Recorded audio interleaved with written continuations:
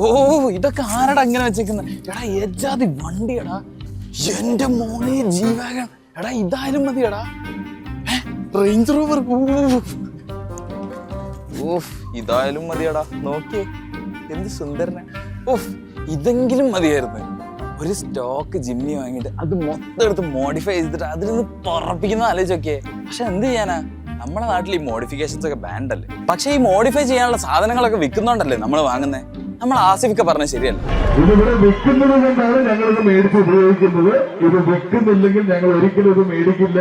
പക്ഷെ ഈ ആക്സസറീസ് ഒക്കെ വിൽക്കുന്നതിലൂടെയും വാങ്ങുന്നവന്മാരെ പൊക്കുന്നതിലൂടെയും ഒക്കെ നമ്മളെ ഗവൺമെന്റും ബാക്കിയുള്ള ആൾക്കാരും ഒക്കെ അത്യാവശ്യം നല്ല രീതിയിൽ കാശുണ്ടാക്കുന്നുണ്ട്. നമുക്ക് ഈ എപ്പിസോഡിൽ ഇങ്ങനത്തെ കുറെ കാര്യങ്ങൾ നോക്കിയാലോ.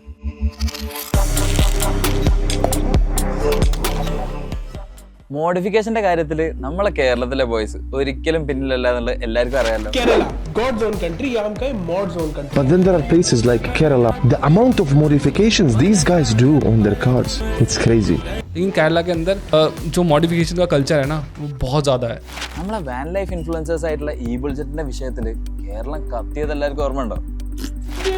ഞങ്ങളെ ചതിച്ചു വഞ്ചിച്ചെന്ന് പറയാം. കൊലപാതകനെ കൊണ്ടുവന്നു ഞങ്ങൾ വേഗം ഈ ബുൾജറ്റിനെ സേവ് ചെയ്യുക, അല്ലെങ്കിൽ നാട്ടുകാരെല്ലാരും കൂടി ഏറി നിരങ്ങും എന്നുള്ള കാര്യത്തിൽ സംശയം വേണ്ട. ഞാൻ ഒരൊറ്റ പെടവെച്ചെന്നാലുണ്ടല്ലോ അക്രമം ഞാൻ പോർക്കില്ല മാത്തൂട്ടി ചായ. പിന്നെ മല്ലു ട്രാവലർ, അതേപോലെ തന്നെ ബാബ്സിന്റെ മോൺസ്റ്റർ ട്രക്ക്, പിന്നെ ഇങ്ങനെ എത്ര വണ്ടികള്, ബസ്സുകള്, കാറുകള്, ബൈക്സ്, എത്രയാണ് MVD പൊക്കിക്കൊണ്ടിരിക്കുന്നത് ഡെയിലി. വൈ ഇത്രയും കൂടുതൽ റെസ്ട്രിക്ഷൻസ് ഉണ്ടായിട്ടും 2023 855 ബില്യൺ ആണ് ഓട്ടോമോട്ടീവ് ആക്സസറീസിലൂടെ ഇന്ത്യക്ക് കോൺട്രിബ്യൂഷൻ ആയിട്ട് കിട്ടിയിട്ടുള്ളത്. അത് 2024 ആയപ്പം 1100 ബില്യൺ ആയിട്ട് വർദ്ധിച്ചു.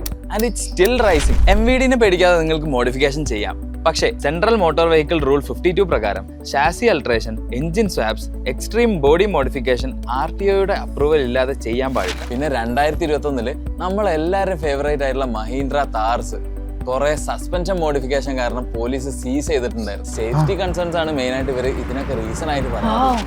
പിന്നെ നല്ല പൊല്യൂഷൻ, പിന്നെ അതേപോലെ സൗണ്ട് ഹോണ്, മിന്നിച്ച് കണ്ണടിച്ചു പോകുന്ന ലൈറ്റുകൾ, ഇങ്ങനെയൊക്കെ ചെയ്യുന്ന ചങ്കുകളുടെ കാറുകളും പോലീസ് സീസ് ചെയ്തിട്ടുണ്ട്. പക്ഷേ alloy wheels, tyre upgrade, 50% visibility വരുന്ന കൂളിംഗ് ഫിലിം, പിന്നെ അതേപോലെ CNG LPG കൺവേർഷൻ, പിന്നെ കളർ ചേഞ്ച് വരാത്ത വിനയിലായിട്ടുള്ള റാപ്പുകൾ, പിന്നെ അതേപോലെ ബേസിക് ആയിട്ടുള്ള ആക്സസറീസ് ആയിട്ടുള്ള ഈ ഫോഗ് ലാമ്പ്, അങ്ങനത്തെ ചെറിയ അൾട്രേഷൻസ് ഒക്കെ ഉണ്ടല്ലോ, അതൊന്നും വലിയ കുഴപ്പമില്ല. പിന്നെ എല്ലാം നമ്മൾ MVDന്റെ മുഴുവൻ ഇരിക്കും. ഇനി നമുക്ക് ഇതിന്റെ പിന്നിലെ കണക്കുകളൊക്കെ നോക്കിയാലോ. Let's talk about the money. ഒരു സിമ്പിൾ ആയിട്ടുള്ള പെയിന്റ് ജോബ് അല്ലെങ്കിൽ ചെറിയ ബോഡി മോഡിഫിക്കേഷൻസ് ഒക്കെ ചെയ്യാൻ ഈസിലി ഒരു 20 to 50K എന്തായാലും ആകും. എൻജിൻ ട്യൂണിങ്, എക്സോസ് സിസ്റ്റം അല്ലെങ്കിൽ സസ്പെൻഷൻ മോഡിഫിക്കേഷൻ, ഇതെല്ലാം കൂടെ ആകുമ്പോൾ ഒരു 2 to 3 lakh എന്തായാലും അതും കയ്യിൽ നിന്ന് കൊടുക്കും. അപ്പോൾ മൊത്തത്തിൽ ഒരു വണ്ടി പ്രാന്തന്റെ കയ്യിൽ നിന്ന് ഒരു കാർ മോഡിഫിക്കേഷൻ ചെയ്യാൻ തുടങ്ങിക്കഴിഞ്ഞാൽ ഒരു 3 to 5 lakhs മിനിമം എന്തായാലും പൊട്ടാൻ പോകും. ഇനി ഇത്രയും പൈസ കയ്യില്ലാത്തവർക്കൊക്കെ വീട്ടിൽ ചോദിക്കാം. അല്ല, ബാങ്ക്സിൽ നിന്നോ ഫൈനാൻഷ്യൽ ഇൻസ്റ്റിറ്റ്യൂട്ടിൽ പേഴ്സണലോ അല്ലെങ്കിൽ വെഹിക്കിൾ മോഡിഫിക്കേഷനുള്ള ലോൺസ് ആയിട്ടൊക്കെ കിട്ടുന്നുണ്ട്. അല്ലെങ്കിൽ നിങ്ങൾക്ക് വല്ല ജാറാപ്പിൽ യൂസ് ചെയ്താൽ പോരെ. എടാ പിന്നെ ഷോർട്ട് കഴിഞ്ഞ് നമുക്ക് ഞാൻ വണ്ടി എടുത്ത് തരാം, നീ സാധനങ്ങളൊക്കെ പാക്ക് ചെയ്ത് വെച്ചോ. ഓക്കെ എടാ വാ, ഞാൻ കയറി പോവാ.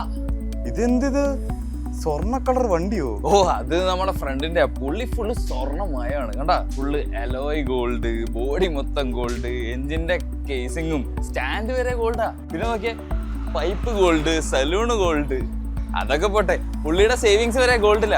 ജാറാപ്പിനകത്തെ 10 രൂപക്ക് പുള്ളി 24 കാരറ്റ് ഗോൾഡിനകത്താണ് സേവ് ചെയ്യുന്നത്. സംഭവം പുള്ളിനെ ഞാനിങ്ങനെ ഒരു ദിവസം മീറ്റ് ചെയ്തതാ. അപ്പോഴാണ് ഞാൻ ഈ ഓട്ടോ പേ പുള്ളിക്ക് സെറ്റ് ചെയ്ത് കൊടുത്തത്. അന്ന് മുതൽ പുള്ളി 10 രൂപ 20 രൂപയൊക്കെ വെച്ചിട്ട് ഡെയിലി സേവ് ചെയ്യുന്നുണ്ട് 24 കാരറ്റ് ഗോൾഡ്. നിങ്ങൾക്ക് ചെയ്യാം സിമ്പിൾ ആയിട്ട്.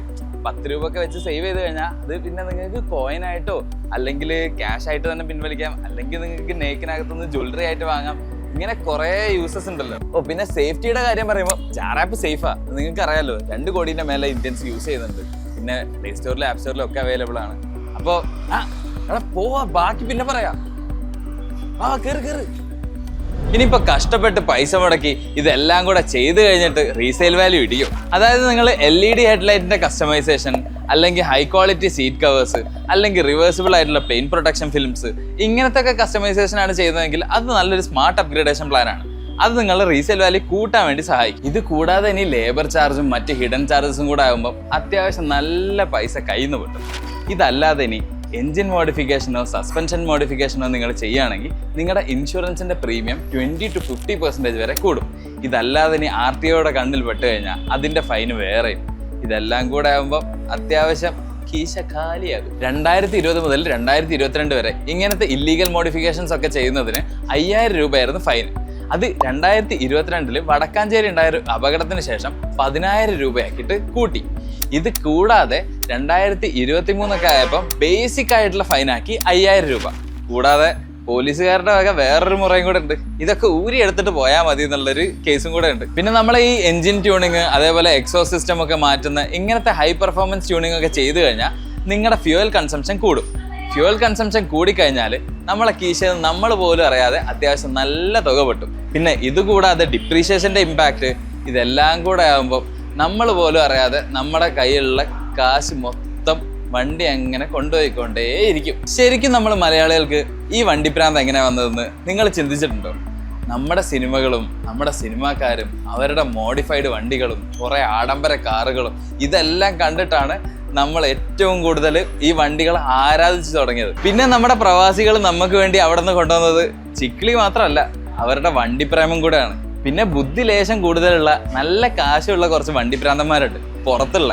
അവരെന്താ ചെയ്യുന്നത് വെച്ചാൽ പറ്റുന്ന മോഡിഫിക്കേഷൻസ് ഒക്കെ നല്ല അടിപൊളി വണ്ടിയിൽ ചെയ്തിട്ട് അത് നേരെ കേരളത്തിലോട്ട് ഇമ്പോർട്ട് ചെയ്ത് കുറച്ച് കാലത്തേക്കുള്ള പെർമിറ്റ് എടുത്ത് ഇവിടെ നിന്ന് അങ്ങ് ചീറിപ്പാഞ്ഞ് നടക്കും.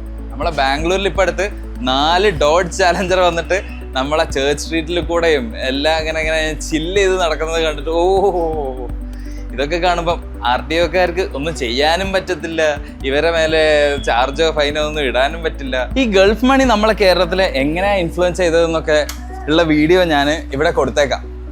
പിന്നെ അതേപോലെ നമ്മുടെ കൂട്ടത്തിൽ ഏറ്റവും കൂടുതൽ ഗൾഫുകാരുള്ളത് ഏത് ജില്ലയിലാണെന്നും പിന്നെ അതേപോലെ ഏറ്റവും വണ്ടിപ്രാന്തന്മാർ ഏറ്റവും കൂടുതലുള്ളത് ഏത് ജില്ലയിലാണെന്നൊക്കെ നിങ്ങളൊന്ന് കമൻറ്റ് ചെയ്യും. നമുക്ക് നോക്കാം ഏറ്റവും കൂടുതൽ വണ്ടിപ്രാന്തന്മാർ എവിടെ ഉള്ളതെന്ന്. അപ്പോൾ ശരി, ബൈ. പിന്നെ ഒരു കാര്യം ചോദിക്കാൻ പറഞ്ഞു, നിങ്ങൾ ജാറാപ്പിൻ്റെ ഈ ചാനൽ സബ്സ്ക്രൈബ് ചെയ്തോ? ഇല്ലെങ്കിൽ പെട്ടെന്ന് ചെയ്യും. പിന്നെ ജാറാപ്പ് ഡൗൺലോഡ് ചെയ്ത് സേവ് ചെയ്യാനും തുടങ്ങും. ബൈ.